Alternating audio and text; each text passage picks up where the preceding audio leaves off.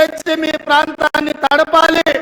దాదాపుగా 32 టీఎంసీల నీళ్లు ఈ రోజు ఇవ్వచ్చు అని చెప్పి పెద్దలు శ్రీనివాసరెడ్డి గారు, మా మిత్రుడు రామదాస్ గారు చెప్తున్నారు.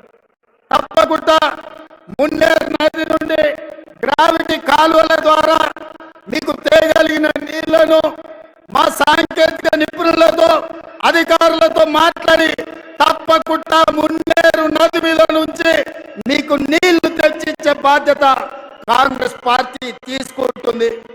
అదే విధంగా పక్కనే ఉన్న డోర్నకల్ పొంగిరెడ్డి శ్రీనివాసరెడ్డి గారు ఖమ్మం జిల్లా అయినా వారు వరంగల్ ఇన్ఛార్జ్.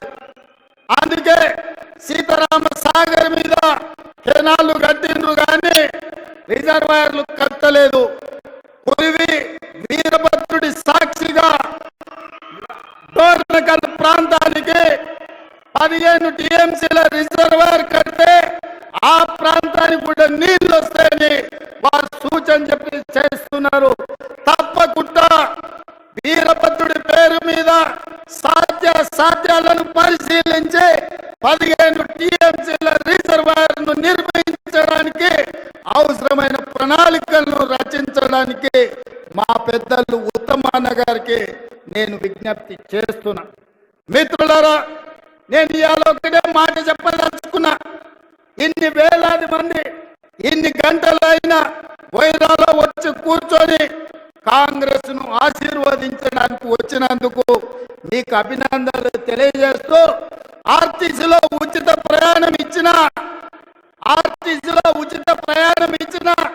రాజీవ్ ఆరోగ్యశ్రీ అమలు చేసిన ప్రతి పేదవాడి ఇంటికి 200 యూనిట్లు ఉచిత కరెంట్ ఇచ్చిన ప్రతి పేదవాడికి ఇందిరమ్మ ఇల్లు ఇచ్చిన ఈనాడు రైతు రుణమాఫీ 31,000 కోట్ల రూపాయలు చేసిన ఇవన్నీ సోనియా గాంధీ గారు ఇచ్చిన గ్యారంటీలు.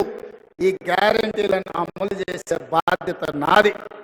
ఇవాళ 8 నెలల్లో ఇన్ని గ్యారంటీలను అమలు చేస్తూ ప్రభుత్వ ఉద్యోగులకు ప్రతి నెల 1వ తారీఖు నాడే జీతాలు ఇస్తూ నిరుద్యోగ సమస్యను పరిష్కరించడానికి ప్రభుత్వంలో ఉన్న ఖాళీలను 30,000 ప్రభుత్వ ఉద్యోగాలు 90 రోజుల్లో నిరుద్యోగులకిచ్చి నిరుద్యోగ యువకులని ఆదుకున్న గ్రూప్ 1, గ్రూప్ 2, గ్రూప్ 3తో పాటు డిఎస్సిలో 11,000 ఉద్యోగాలు ఇచ్చి సంవత్సరం తిరిగే లోపలనే 65,000 ఉద్యోగాలు ఇవ్వడానికి ఇవాళ కాంగ్రెస్ పార్టీ ప్రణాళికలు చేసింది. సోదరులారా, ఇవన్నీ మా గొప్పతనం కాదు, ఈ గొప్పతనం మీది. ఈ ఖమ్మం జిల్లా 2014లో టిఆర్ఎస్ ఒకటే సీట్ ఇచ్చింది, 2018లో ఒకటే సీట్ ఇచ్చింది, 2023లో ఒకటే సీట్ ఇచ్చిన ఆ మిత్రుడు కూడా ఇందిరమ్మ రాజ్యంలో ఉండాలి, ఖమ్మంను అభివృద్ధి చెయ్యాలి అని ఇవాళ